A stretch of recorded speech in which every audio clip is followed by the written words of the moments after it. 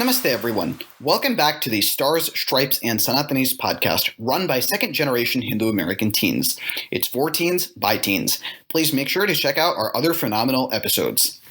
This podcast is run by members of Hindu Students' Council. Bhuvanesh had talked about it briefly during the last episode, which also includes interviews of LGBTQ+ Hindu youth. So don't forget to check that out. Bringing the conversation back to the HSC, it was founded in 1990, and it's the largest pan-Hindu organization in North America. We serve as a platform for young Hindu people to learn about their heritage, advocate for Hindu causes, and do seva for our community. We have more than 50 chapters nationwide in both colleges and high schools that represent Hindus on campuses across America. One of the initiatives that HSC has is Charcha Chat, which are virtual talks that bring guest speakers to talk about Hindu-related topics with youth. So these are topics like the issue in Kashmir and all kinds of other celebrations and current events that affect Sanatana Dharmas, that affect Hinduism, and that affect Hindu youth.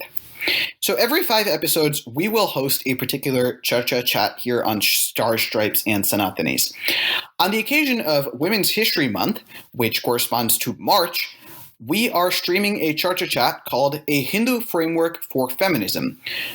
And we are proud to host Neha Srivastava-ji, a prominent Hindu advocate and founder of Shaktitva, a Hindu feminist organization.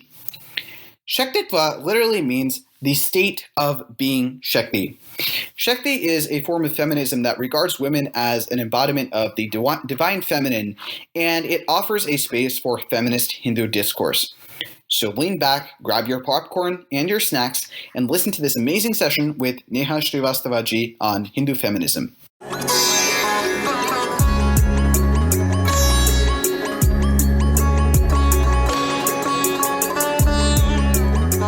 Namaste, Neha-ji. Namaste, how are you? I'm doing good. How are you? I'm doing well. Finally, I'm sorry, there was some internet issue in my building, so I had to get that sorted out. Okay, no worries. So a little bit about Neha-ji. She is the founder and president of Shaktitva Foundation. She currently has a master's from Columbia University, and she's working towards another degree in Johns Hopkins University. Yep. And she does a lot of writing on her website, nehasri.com and shaktitva.org. I definitely recommend you guys checking out her articles. It's there's a lot of good stuff on there. And then another thing that she does is a lot of activism work. So a couple of years ago, one major thing that she did was it raised awareness about the Sabarimala issue in Kerala, India.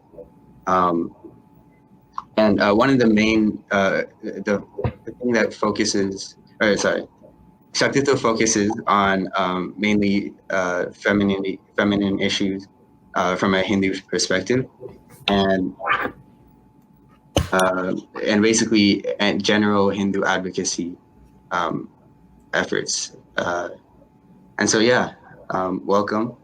And my first question is, why do we need to have a separate Hindu framework for feminism? Like, why can't we just have a Western universal framework just for like Hindu females? You know? Right. No, I think that's a great question. And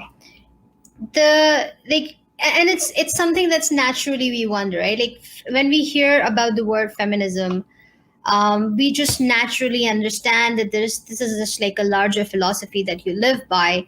Most ordinary people don't actively go out and do something about feminism, right? It's a philosophy, it's a way of living, and it's a set of beliefs that you sort of inculcate in your life that women are equal to men. And then from there you sort of start, like, you question certain social mores if you come across them, where you might think that, there is a discrepancy. And a lot of times the general way we think about feminism is under the umbrella of this belief that women were not always equal to men. And so a conscious effort needs to be brought in even as we progress through modernity to, to bring, to set the course right, or fix that problem. Now that is now 90% of this world thinks about when they think about feminism. But if you actually dig into feminist theory, a lot of the assumptions that we make about the past, and a lot of the conclusions, based on the assumptions from the past, the conclusions that we have drawn about the future, depends upon the society you are studying, right? Yeah. So it is not a lot of people would probably recognize that feminism emerged as a reaction to what was happening in the West, right? So the first feminist movement, which is the suffrage movement, asked for equal voting rights for women, because at that time the Western society did not give those rights. And why did they not give those rights is a deeper conversation, because at that time the pervading belief was that women were not intelligent enough to take, the important decisions of the society. And their place was in the home, etc. So from there, the early suffragettes started building their case, and then they started studying the society, and they started studying not just whether there was bias, but also why there was bias. And then there was a lot of discussion, and a lot of intellectual work has happened in the last 100 years that includes building up the argument of where we are today.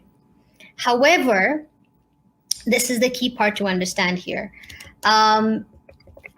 There's, first of all, like, feminism should not be understood as a monolith. It is a lot more complicated than just one worldview. And in that sense, we understand that, and when you start looking at it from a finer tooth comb, you'll recognize that, first of all, in 1920s, after the initial movement, women were fighting for voting rights, and according to everybody in the world, they think that women got voting rights, right? In America, women and some of the Western countries, women got voting rights. Fun fact: women did not get voting rights. White women got voting rights. Yeah, exactly. Right? So they used Black women who were members of the contributing members to the society at that time as bodies in the protests. But when the time came for results to show, Black women did not get voting rights with the rest of the women. They got the voting rights with the rest of the Black people. Right. So a brilliant feminist highlighted that way later in the 1940s, that, in fact, like, maybe it was like even later, where that, this is not a monolith, right? The women is we're talking about 50% of the world's population. Clearly, our interests don't align on every single front. While, yes, it is true that if, women per se are banned from doing something, then yes, all women will be affected by that. But there are other factors as well that sort of contributes to the lived experience of women. This was the birth of intersectionality, right? So the idea was that just the state of being a woman is not what contributes to your lived experience. There are other parts of your identity also contribute, which is that if you're a Black person, the history and the culture and the oppression that comes with the color of your skin would be very much a contributing factor in the women's experience, as it would be for a man. And so then you add the layers of religion, and you add the layers of, every other lens that you can think of, where society tends to discriminate. So, power, the socioeconomic classes, all of those things would contribute towards building that understanding. So that's the concept of intersectionality. Now, this intersectionality is still somewhat better known, at least in American college circles. But there are some other criticisms of feminism. So understand that intersectionality is not just feminism itself, it's also a criticism of mainstream feminism, right? So Yeah. because it's criticizing an aspect, it's criticizing the belief that all women have similar aspirations and similar beliefs, and because it ignores the other parts of their lived experience. And this is the intersectionality is the one that kind of reminds us that we other parts of our existence, if that causes discrimination, that might becomes very much a feminist exercise to fight those excesses, right? So which is why racism fighting against racism becomes an feminist ideal.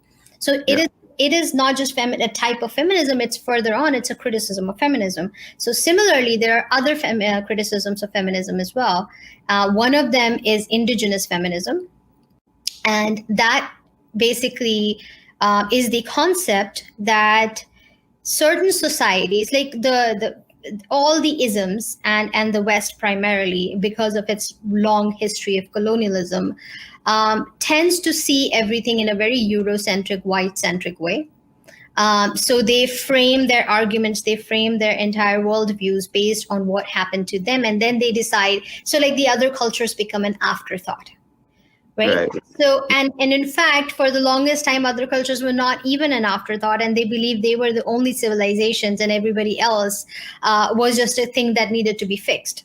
So that was the history of colonialism. So indigenous feminism basically reminds us that feminism, if understood with the Western lens and as it is imposed upon the other cultures, especially on indigenous cultures, can be neo-colonizing in itself, right? So indigenous feminism reminds us that we have to be constantly be mindful as feminists. We have to be constantly mindful about every single issue, and we have to look at it from a decolonizing lens. So we need to be careful that we're not, are we doing justice? Like, are we seeking justice, or are we trying to do cultural erasure? Are we using a Western-centric lens and imposing it upon this new culture that we have encountered, or our own culture, and just thinking that we're comparing it to the West and saying, well, it's not the same, so there must be something wrong, right? So that is a type of cultural erasure, and we must stay away from that. So that is indigenous feminism. And the third thing that I would mention is transnational feminism. And transnational feminism is sort of a wordplay. So just one line of history, I won't go too much into detail about this. There's a beautiful book by Sireen Kader called Decolonizing Universalism, a Transnational Feminist Ethic. People who are interested in digging deeper into the theory, I would highly recommend you guys read that. But transnational feminism is basically another critique of feminism.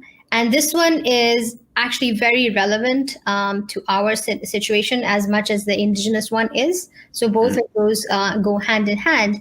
And transnational feminism basically says, think of it like this.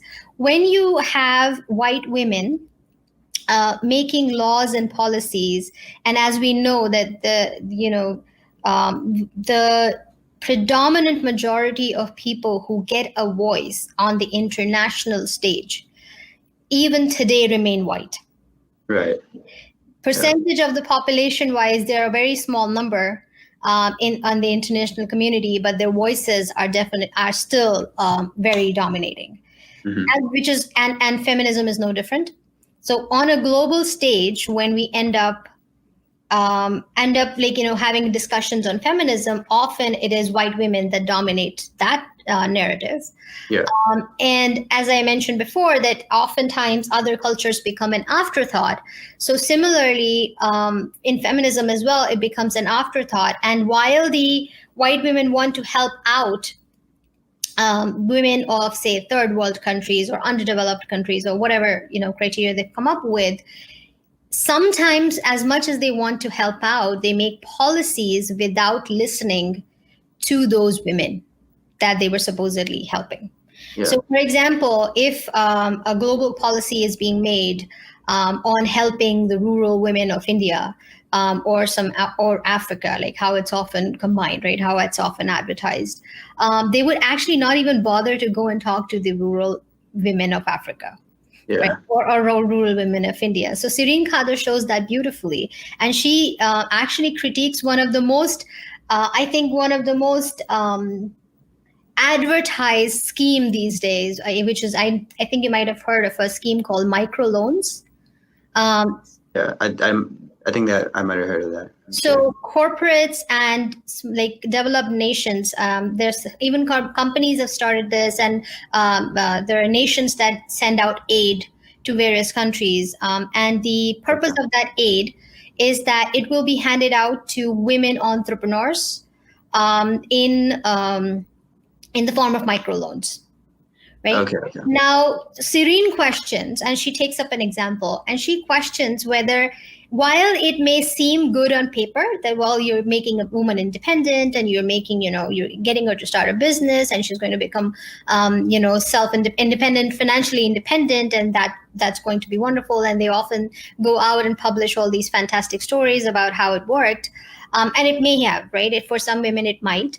But Sireen goes on further and questions that whether these policies even affect the underlying issue. Why did this woman need to be, empowered financially? What was the underlying cause that brought her to such a situation?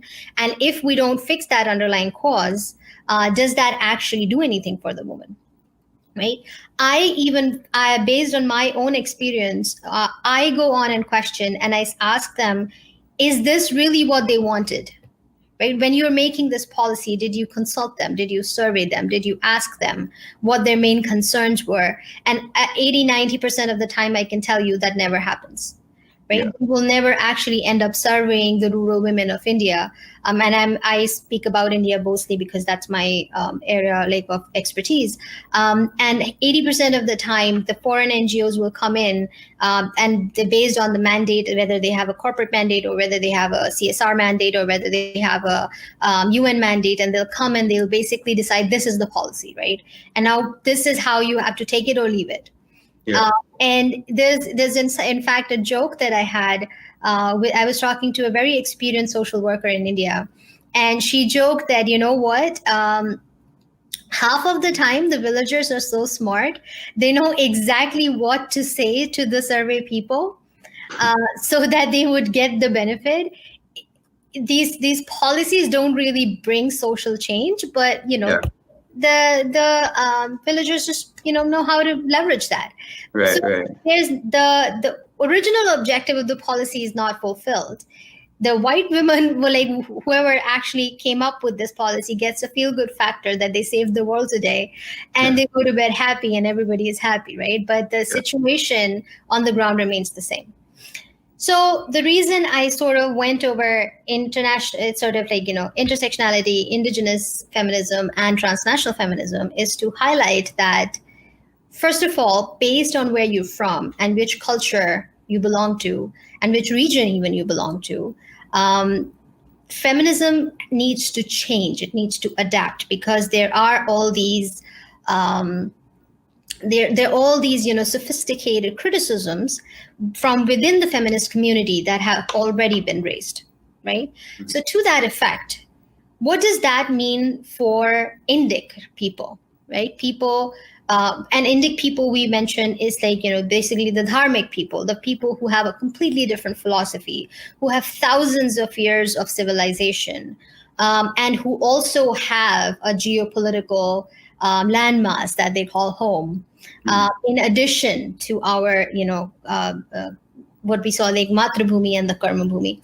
So the people who came from India, even though they may be settled elsewhere, they may have made a life elsewhere, they may have, migrated elsewhere, a lot of their lived experience does remain connected to their philosophy. They still live by the same philosophy. Just because you move to America does not mean that you just become white. Even if you wanted to, you couldn't, right? And by being white, I don't just mean racially, right? Even in thought and action, there's a lot of things are being said that you need to sort of assimilate That's a nice way of saying it. But what does assimilation mean, right? I must drop my bindi, I must change my sari, I must change my salwar kurta and switch into jeans pant and try to act like a white woman, and maybe the society will accept me. Yeah. So even that doesn't truly happen, right? So when we as Indics choose to live in a different society and or even in our own society, there are a lot of things that are different. And so accordingly, the problems that we face, the situations that led us to this point, we even in fact, like, even if you take a symptom, maybe a white woman faces the same issue and a brown woman faces the same issue. They could be, like at the face of it, they could seem like the exact same issue. Even then, there could be layers and layers of the reason of why those things are happening to two different women could be very different based on where we're from, right? Yeah. So that is the reason why we have Indic feminism. I know I sort of gave like a vaguish answer, but the idea is that if we live by a different philosophy, if we live in a civilization, or are a product of a civilization that has gone through its entirely different life cycle, right? That has had its own attacks, that has had its own influences, that is governed by the different philosophies, then it begs to reason that the issues that that society faces would also need that lens.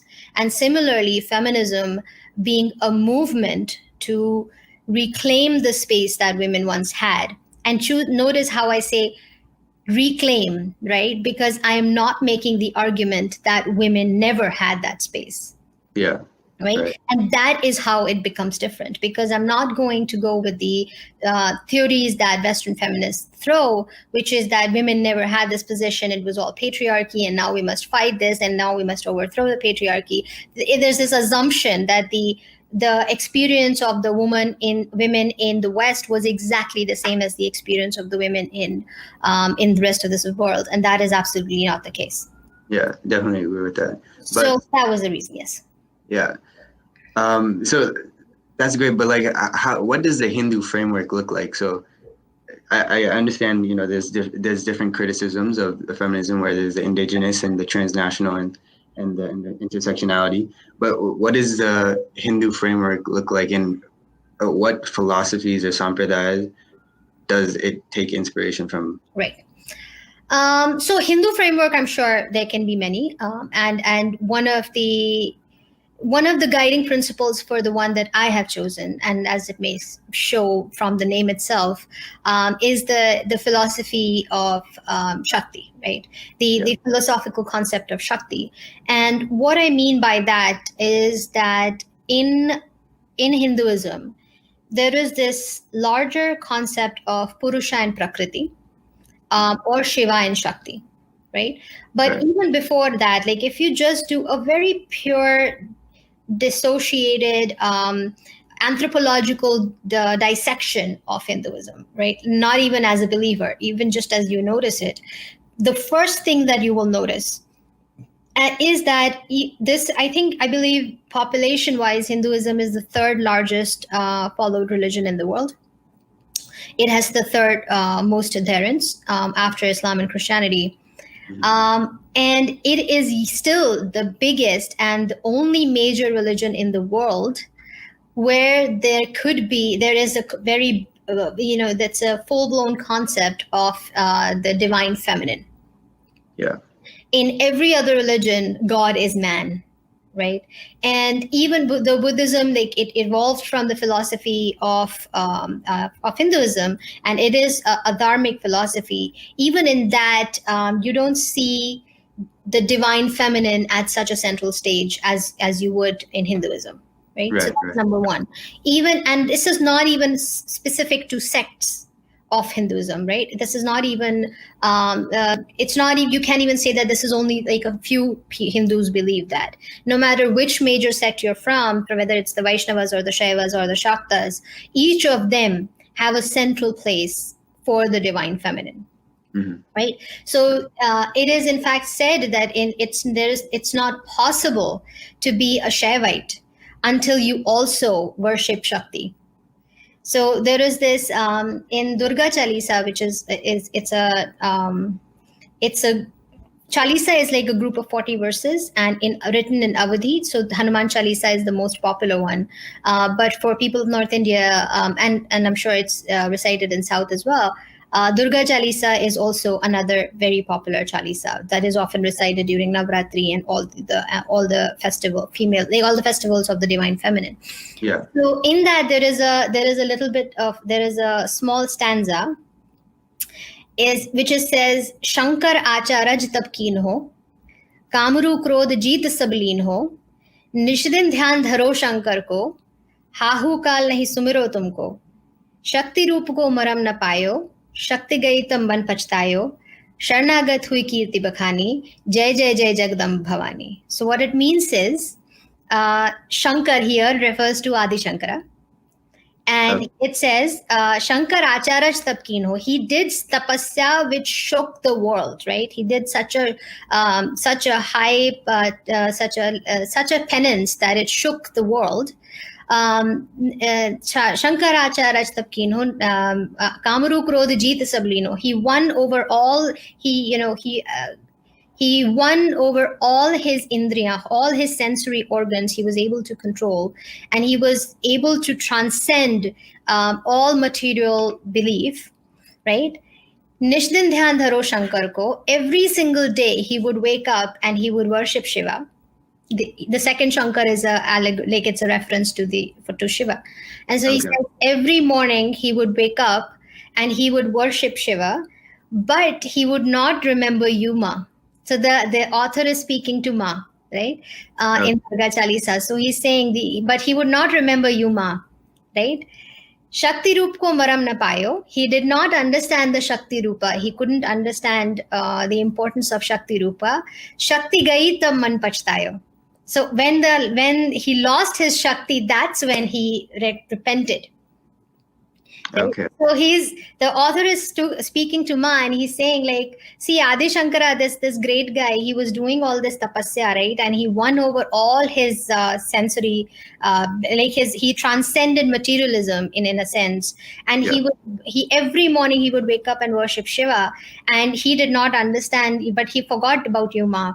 And see, he did not understand the value of your power. So only when he lost his own Shakti, his own power, is when he repented. Right? Yeah.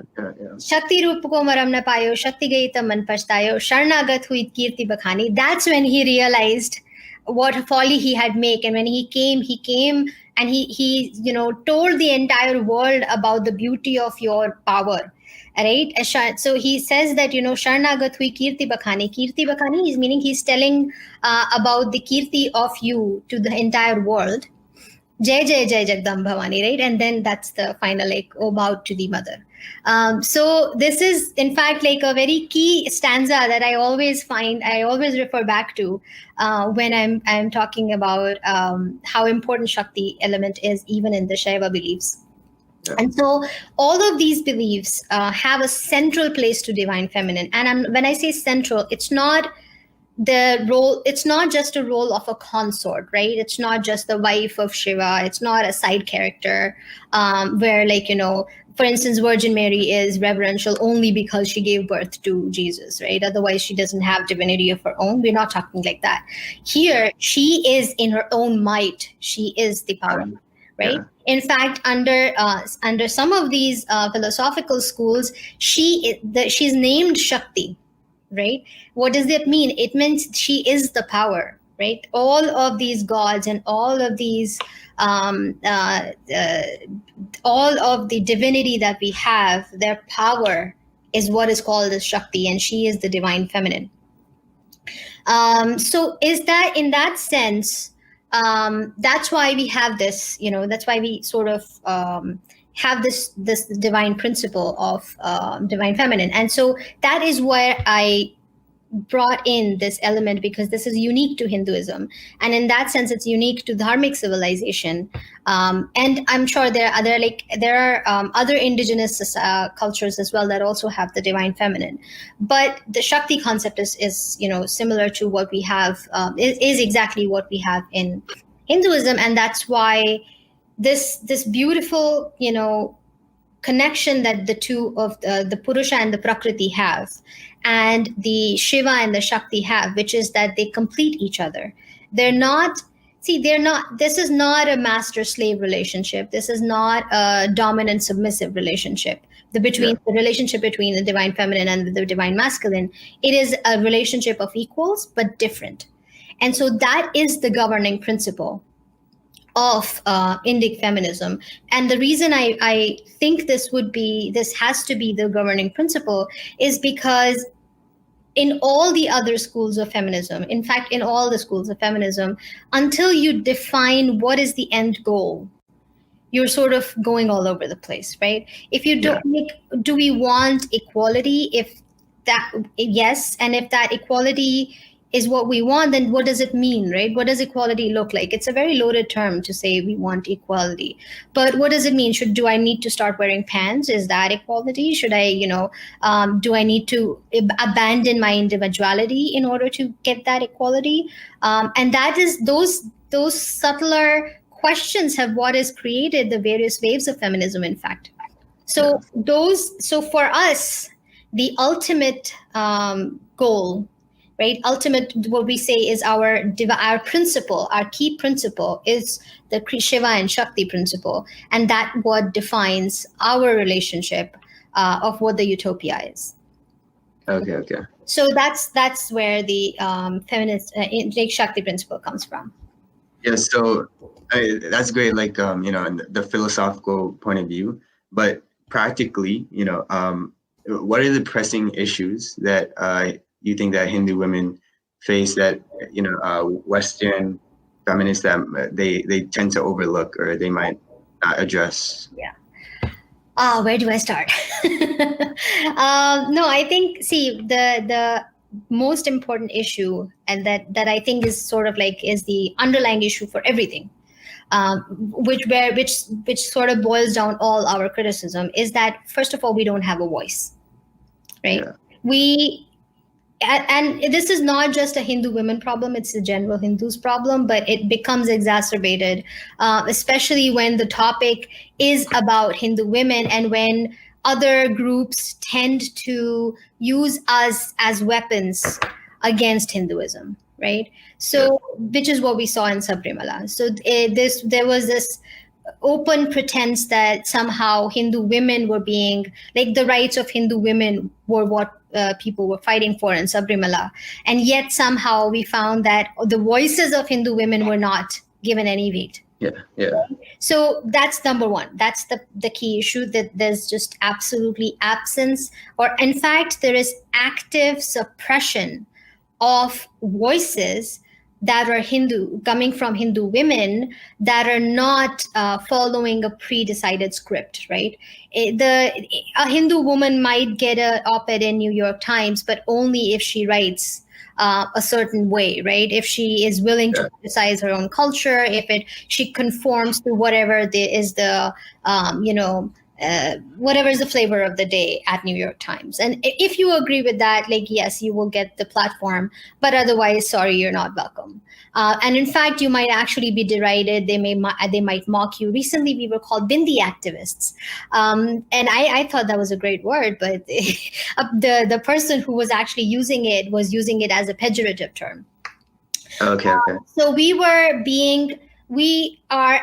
if we're not being ignored, we're actively being dismissed, and we are even being mocked. So that's the biggest problem, that, we don't have a voice on the table, even on matters that concern us. So that was where the entire journey of Shaktitva began, like from Sabrimala issue. And we realized that we cannot leave this to chance. Like, we cannot just be reactionary. We need to actively develop something in that front. And then once we got into this, we got into this field, we realized there was a need to do a lot more. And so that's where Shaktitva came from. The second key issue that I think, once again, it's even a matter of life and death for us, is what we're seeing in Pakistan right now. Hindu women are getting abducted at gunpoint, taken away from their families, forced converted, and raped, which then the local government, the collusion with local government, the perpetrators would pretend as this was a marriage. And then the judges and judiciary would actually, of Pakistan, even when the cases of these forced abductions and forced conversions are taken to the judiciary in Pakistan, the judges pretend that this was a consensual conversion. There was a survey by I believe it was called Aurat Foundation. If I'm sorry, I'm missing the name. That surveyed and found that more than 1,000 women a year of Christian and Hindu minorities in Pakistan are being forced abducted, raped, and converted.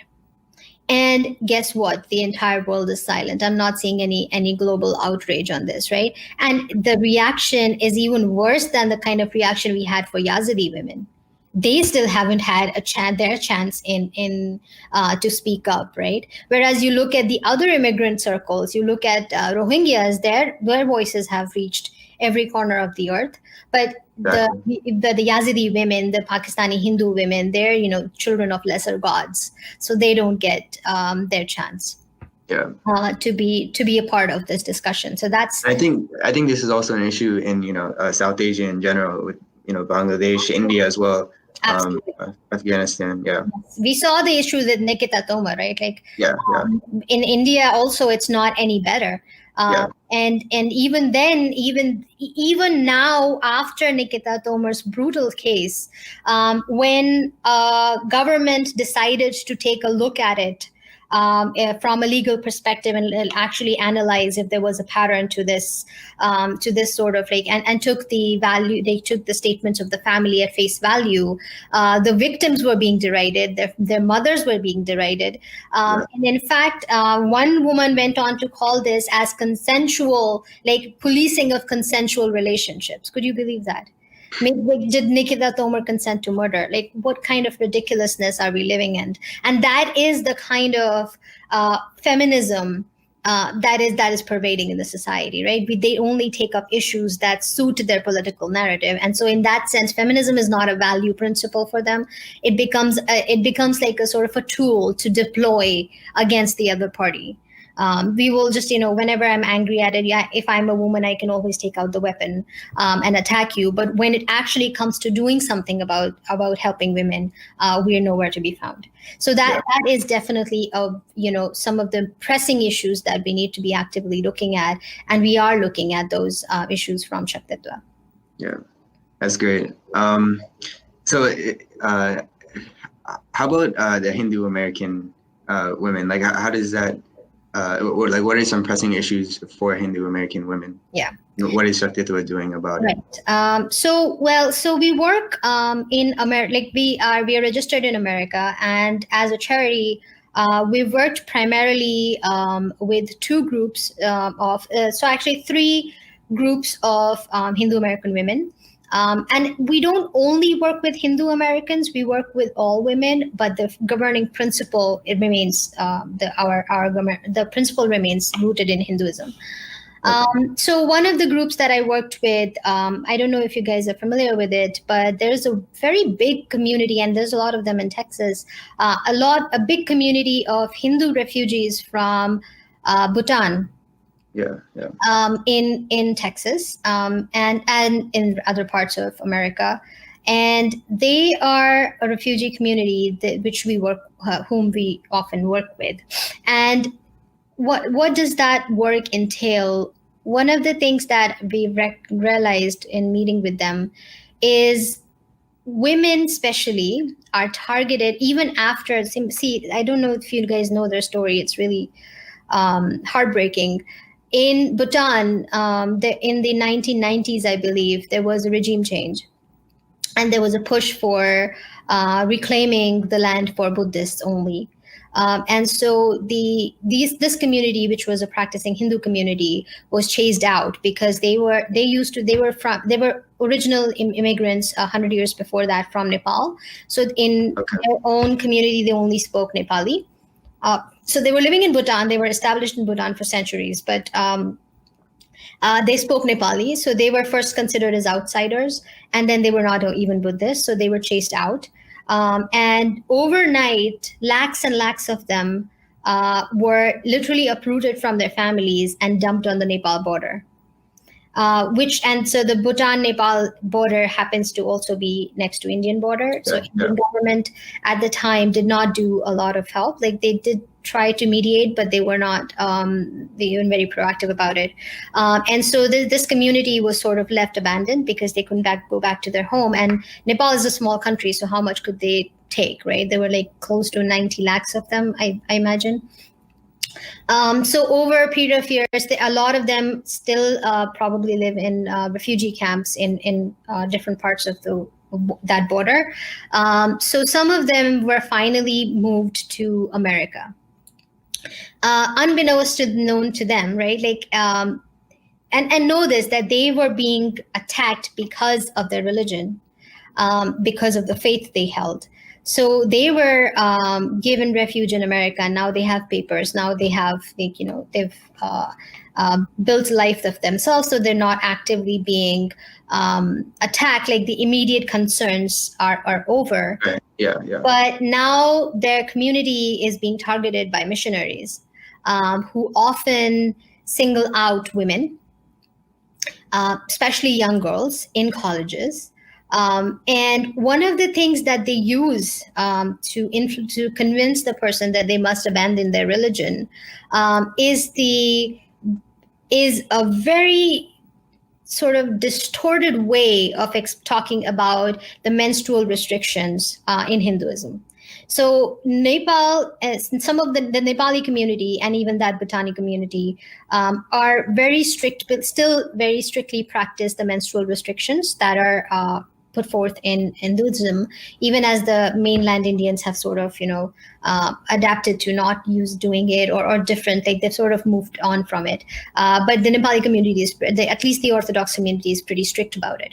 So the missionaries actually target these young girls and tell them that because your parents are forcing you to practice this menstrual restrictions, it shows that this religion of yours is anti-women, and the irony of Christianity saying that is really not lost on me. And so therefore you must consider, like, this is very oppressive, this is very regressive, you come from a third world country, now you're in America, why don't you sort of upgrade yourself and you follow our ways and our principles and whatever. So the community is struggling with that because the older generation is now heartbroken because they've ran from their homes because of their religion, only to come and find that their teenage children are leaving that exact thing, that piece of identity because of which they went through so much. Is just, I'm sorry. Thank you, Suvediji. I saw the comment. So like, it's just heartbroken, and there's a big generational gap that is happening between those families. It's breaking them apart, and it's just stupid. So we reached out to them, and we had a camp in 2018 where we discussed what was the philosophical and theological basis of those menstrual restrictions. And by the way, hello, menstrual leave. It's a burning feminist issue. And in a way, that ancient restriction was not anything different than menstrual leave in that social context, right? We definitely need to adapt to it because we're in a modern scenario now. And, a lot of those things probably cannot be realistically done. Technically, I'm not supposed to step out of the house, right? But I'm not getting a leave from my office. And I'm definitely, college students are not getting a leave from their exams for that purpose. It would be great if we could, but we're not. So unfortunately, we have to suck up our cramps and show up. But whether or not we adapt has absolutely nothing to do with why it was set up, right? And the fact that this sort of ignorance is being capitalized upon in such a disgusting way to break up families, especially of refugee families, is heartbreaking. So that's one of the things that we do. Another community that I work with is domestic violence victims in the South Asian community, specifically within the Hindu groups.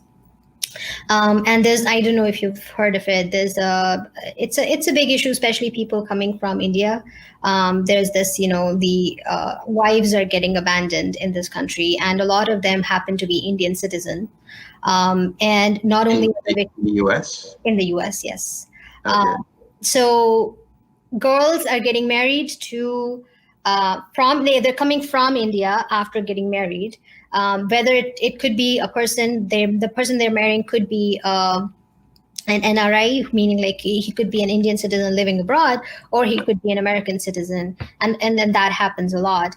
But understand that when a woman is coming only for marriage, she does not have her own financial independence, so her visa is dependent on the husband. And if the husband chooses to exert control over that, to harass her or to beat her and to leave her, she actually becomes completely disenfranchised in the present American system. So Obama's government passed a law called VAWA, which is Violence Against Women Act, that has helped and these women can apply for a certain type of visa, which allows them to stay in the country. But the problem here is that they have young children. Often those children are born here, so they're American citizens, which means that the father can now sue for custody. And if they have shared custody, the woman who is an Indian citizen will now have to prove her custody case in America. And how do you split custody if you're not in the country? And you cannot take those children back to India because the court in America considers that to be abduction. So a criminal case can be filed against her if she tries to leave the country. And she's not even, half of the time, they're not even legal. And there is the only way, even under VAWA rules, the woman has to show a certificate from an authority confirming domestic violence. And a lot of time when the incidents occurred, police was not called because of societal pressure, or they showed up and they didn't issue the certificate or whatever. There's this bureaucracy that happens. So a lot of these women are under dire situations in America with nowhere to go. And the legal system is, they have to traverse this legal system in a completely different country. A lot of them don't even speak the language. And so that is a big group that we work with. And that Shaktitva works with. And the third group is you. So we work with, college students in America. And the purpose of the third group is not so much as solving a social burning issue, but I've realized that a lot of this, as I mentioned before, right, a lot of the commentary that we're seeing, whether it's sort of things like we saw with Holi against Hindutva, or the prominent issue of Hinduphobia, or the pejoratives used about Bindi activists, as I mentioned, or even this leveraging menstrual taboo to facilitate conversions. A lot of time, all of this is happening because our own community has this sort of ignorance about our own culture. Right. And it's not necessarily just the fault of our community itself. And we can't even just blame the education system. Frankly, what has happened is not enough research and not enough work has been done in this field as it should have. So we have, if you try to find material on the divine feminine in established social studies journals in America, or any, to the global, in the global journals, you will not find very good work. Even today, the one book that dominates understanding of Shakta philosophy, the one most thorough book, was written 100 years ago by Arthur Avalon. Right? So we've just not built that scholarship. And that is partly to be because of colonization, like active colonization by the British, and then also mental colonization of the Indians that inherited the country after the British. So we've just not put in enough work. There's not enough material out there. So one of the mandates of Shaktitva is to facilitate that research. So we write grants, we work with authors, we work with researchers, we work with scholars, and we're going to scale this up hopefully next year in a big way, where we want to engage more and more from the academic community, and we want to produce a lot of throughput in clarifying a lot of these Hindu concepts in the way Hindus believe in it, right? Not what Christians think we believe in, not what social justice people think we believe in, but what actually the logic was, and according to Hindus, what we believe in. So one of those examples could be for instance, we recently did a campaign on Raksha Bandhan. And maybe I'm sure a lot of you must have seen it. It went viral on Instagram. What we did was we clarified, and this was a research article that I had written based on, I am from North India. So I've been practicing Raksha Bandhan ever since I was born, practically, because I have two elder brothers. So we've always had our own way, and we've understood Raksha Bandhan to be a certain festival. And that never fully sat in well with the way it was projected to be in mass media. Well, initially we didn't think much about it. It was, but then it sort of, I noticed that in recent years, it had become a feminist issue. Where women thought that women were starting to post statuses on Facebook, or at least some articles. Initially, I thought these were just interspersed articles, and nobody really thought of this way. But I was wrong, and a lot of women started thinking that it is sexist to seek protection from the brother. Why, women are not abla nari, we can protect ourselves, or why do I need to, appease you to protect me, whatever. That was a whole thing. I don't want to get into that. So and the whole thing was so absurd, because in reality, Raksha Bandhan does not at all mean that it's not an annual reminder to the brother to protect his sister. Exactly. Now, the brother-sister relationship in Hinduism is sacred no matter what, right? He is going to protect you if he's a good brother, irrespective of whether you tie that thread or not, and whether or not you fight or whatever. That's just his dharma, right? And duty is not dharma. The dharmic duty is not contingent upon other things, right? It doesn't only work when you tie that thread. Yeah. So that festival's mainstream description of that festival didn't make any sense. So I actually wrote an article about that, which is where I analyzed what the tradition really means. And I did it two ways. One is I analyzed the folk stories that go with the tradition. Like when we tie the Raksha, we have a particular way of talking about it. And the second piece of evidence was that I tied in how Hindu symbols work. So I won't go into all the details of the article, and I encourage you guys to read it. But if you find and then I wove that in with the historical stories in the Puranas about the origins of Raksha Bandhan, and we found that Raksha Bandhan, in fact, was the woman or the girl blessing the thread, with her, basically praying to God and consecrating the thread with her blessing. And the act of tying it on the brother's wrist actually is for his protection. Oh, okay. So when you wear the Rakhi, it is me, the sister, praying for the well-being of my brother, and the Rakhi is supposed to protect you, not me. Yeah, right. And in fact, and this is, if you go back several generations, you'll notice it wasn't even a brother-sister festival always. It wasn't an exclusively brother-sister festival, because if you look at the original mention in the Puranas, the story is found in one of the Puranas, where Indrani actually happens to tie that thread to her husband, Indra. For protection. So she seeks blessings for his well-being, because he's about to go to a war, and she ties that thread, and that thread protects him in the war. So he doesn't lose, even though by every imagination he could have lost. And so he wins that war, and that's when Sri Krishna explains to Sri Yudhishthira that this process of Raksha Bandhan, that's the first usage of the word that we can find. This thread of Raksha Bandhan is the protective spirit that sort of protected Indra in that war. So as a king, you must now institute that as a festival in your nation.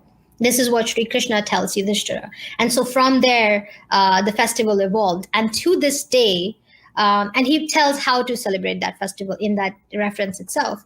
And to this day in Banaras, that is how the festival is still celebrated, where priests actually go out to every prominent member of the community and tie the thread on their wrists. So that is Raksha Bandhan even today in Kashi. And it's not even just human. We're not even specious, right? So it's not just the protection of humans.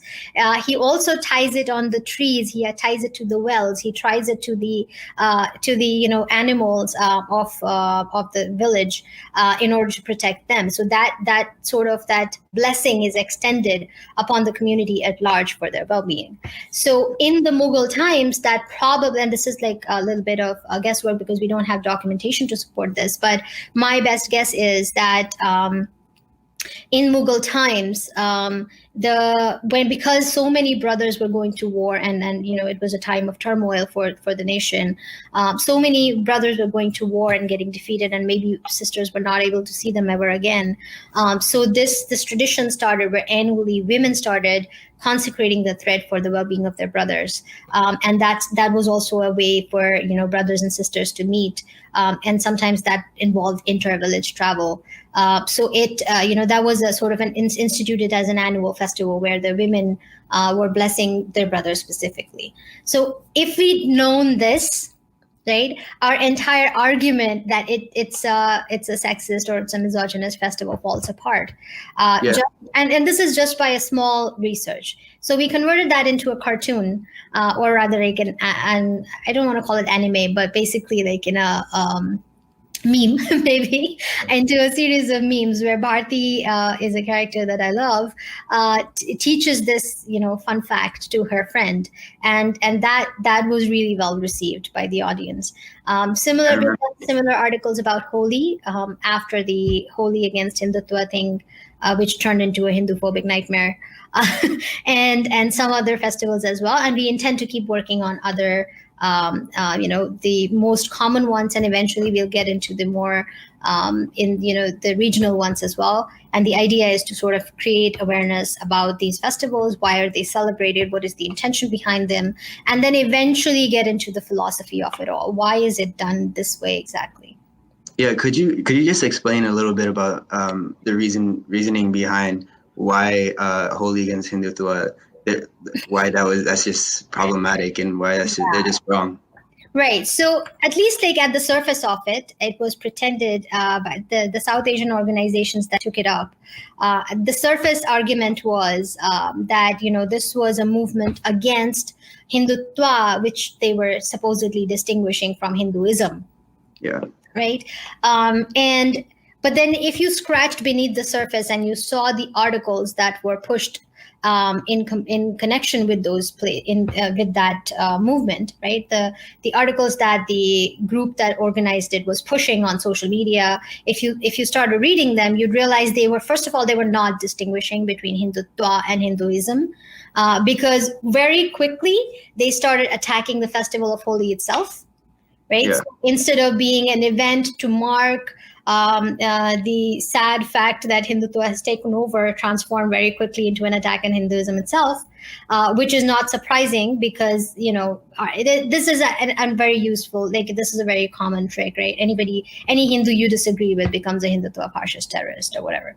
Exactly. Anyway, so we found that. And then in one of the articles, the argument that was being made as to the attack on Holi itself was premised on this facetious claim that Holika Dehen, which is the Choti Holi.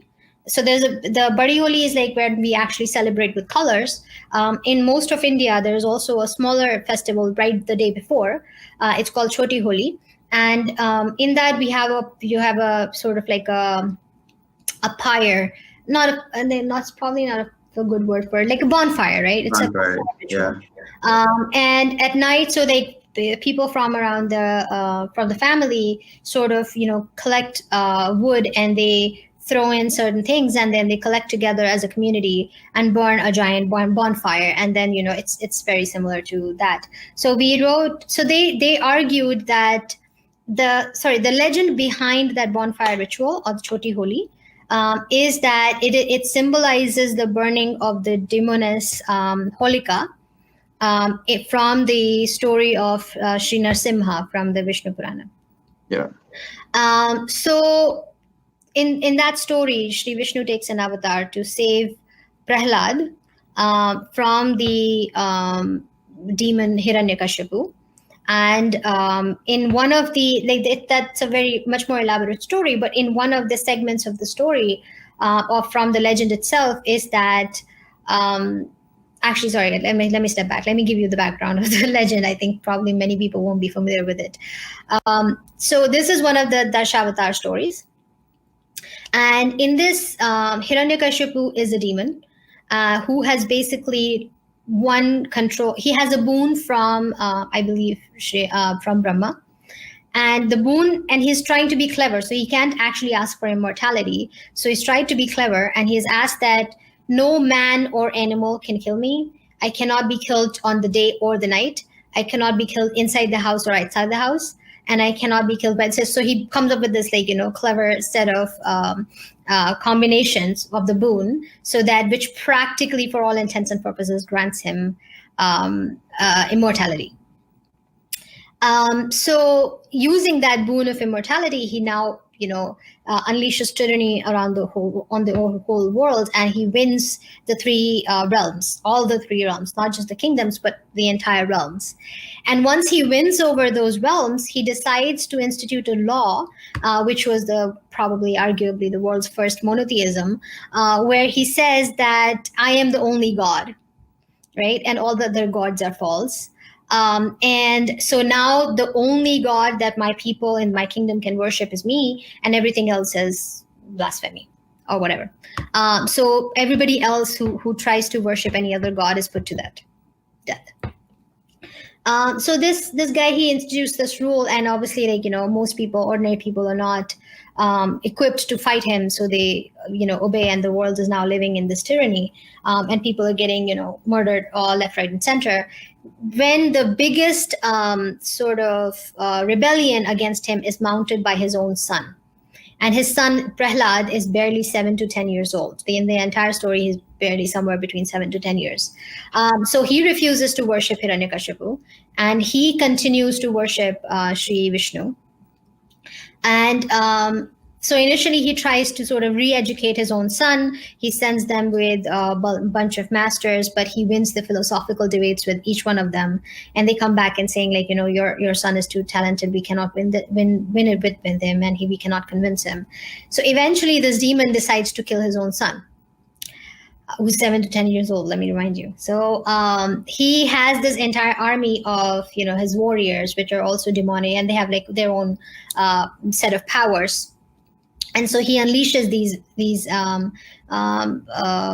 warriors upon his upon his young son. And the son is the son wins because he has the blessings of Sri Vishnu. So there's a bunch of these stories about how he defeats each of these demons that have been sent by his own father. One of those stories is the story of the demoness Holika, who, according to the legend, is the sister of Hiranyakashipu, of the demon king himself. And she has this boon that she cannot be burnt in a fire. So this woman's plan to burn her own nephew is to basically convince him, as she was her santi, so she convinces him to come and sit in her lap, and then she lights a fire around her. So the plan was that she will, be saved, and the boy will burn, and she would win it for her husband, for her brother. Yeah. And of course, with the boon of Sri Vishnu, the reverse happens. So she gets burned, and Prahlad gets saved. And then fast forward, a bunch of other demons come in, and then the story happens. And then eventually Sri Narsimha, so Narsimha avatar is half man, half lion, intentionally, because that guy has a boon that I cannot be killed by a man or an animal. So he becomes both. He has a boon that he cannot be killed during the day or the night. So he kills him on the dawn, when it's neither day or night. And then he cannot be killed inside or outside. So he kills him on the entrance of the house. Okay. The inside or the outside. And he cannot be, and there was another funny one, which I find it funny. Sorry, it's not funny, but the guy was trying to be clever, so he cannot be killed on the earth or in the air. Sorry, on the earth or on the earth or on the air. He cannot be killed on that. Okay. Sorry, no, again, wrong. He cannot be killed on earth or on water. That's what the boon was. So Sri Narasimha raises his knee, puts him on his thigh, and then murders him there. So he's not on the earth or on the water. Yeah. So this was the legend. Now, according to Holy Against Hindutva blog, that whatever the blog was, they claimed that this was anti-Dalit because Holika was a Dalit woman. Yeah. Now, this is an extremely absurd claim. I don't even know where to begin this, but we wrote an article about this, and we made it like a lot more than that. We provided a lot of background. But first of all, if the idea of placing caste in a story of the Puranas is absurd, and we shouldn't even try to do that. But even if I take that at face value, and if I do this analysis, guess what? Hiranyakashipu was the son of Diti and sage Kashyap. Yeah. And he had two sons, Hiranyaksha and Hiranyakashipu. So by that standard, he is technically Hiranyakashipu is a Brahmin because sage Kashyap is one of the seven rishis, and his lineage continues to be one of the Brahmin lineages. And because Hiranyakashipu is then Brahmin, so then Holika, being his sister, also becomes a Brahmin woman, right? So that. But the absurdity, the fact that they come up with such an absurd comment, it tells me that they rely on the ignorance of people, which is what I mentioned before. That they know that they won't be called out. They rely that most of the people would not question this, would take this at face value, especially in a country where the depiction of Hinduism is still like monkey brains eating Indiana Jones dudes. So in that scenario, it's very easy to pull off a quick one on the eyes of the people and pretend that you're doing social justice when it's actually much worse, and it's plain and open bigotry oftentimes. So that was the reference to Holy Against Hindutva that I gave up. Yeah, that's hilarious. Yeah, so just to wrap it up, we're kind of over time. Well, how can people get involved with Shaktitva if they wanted to? Those who are watching. Absolutely. Thank you. So one of the easiest resource is definitely the website. So if you go to shaktitva.org, there is a get involved section. So there are many ways to do that. You can volunteer with us. We need some help with, if you're a writer and if you're interested in doing some research projects with us, we can help provide the resources. We can help provide even some training on how to write about those articles. And we would be happy to sort of, get through this process. If you already have articles, send it to editor@shaktitva.org. That's our email address. If you're not a writer, but you still want to help out, once this COVID thing is over, we're going to restart our workshops that we want to conduct in various campuses. So you could volunteer for that. We could give you the material and you could conduct, in your own campuses, you can conduct some sort of good, knowledgeable spaces. Eventually, I would also, if some of you want to start a chapter of Shaktitva in your campuses, we would be more than honored to do that, because that could be a consistent, it could be a continuous thing, right? It could be a space for Hindu women to come and gather and talk about their issues and try to take up action in that sense. So it could be a practical implementation of Shaktitva. And of course, donations are more than welcome. That's a very good way of getting involved as well. And also, if you have certain projects that you think we should be looking at, if you want certain research articles to be done, if you just have suggestions, please feel free to drop that through the email contact form on the website as well. And so we have many ways of getting involved. Soon, I can't promise a timeline, but probably sometime this end of this year or next year, we will be announcing fellowships as well. Where we will be welcoming researchers to come and work with our experts and our, the professors and the researchers that we have involved to work on certain projects with us. And so that could also be a great opportunity for students to get involved with us.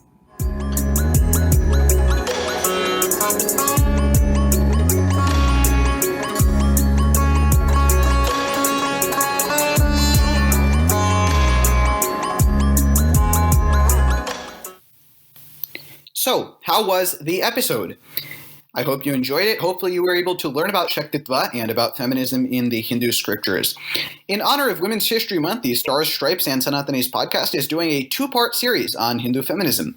So give yourself a pat on the back for listening to the first part. The next part of the series is coming out next week on Sunday at 4 p.m. Eastern and will feature a roundtable discussion with several high school girls from Hindu Students' Council. Make sure to tune in next week for the second part of this series, and we hope to see you back to listen to that second part. If you have any questions or anything you'd like to share about this episode or the next episode, don't forget to check out the latest post about any podcast episode on Hindu Student Council's Twitter, Instagram, and Facebook. Follow the Stars, Stripes, and Sanatanis podcast on Spotify, Apple Podcasts, or wherever you're tuning in from, and don't forget to rate us 5 stars. Remember, we post every Sunday at 4 p.m. Eastern. We hope you enjoyed this episode of Stars, Stripes, and Sanatanis, Young Hindu Voices of America. Namaste.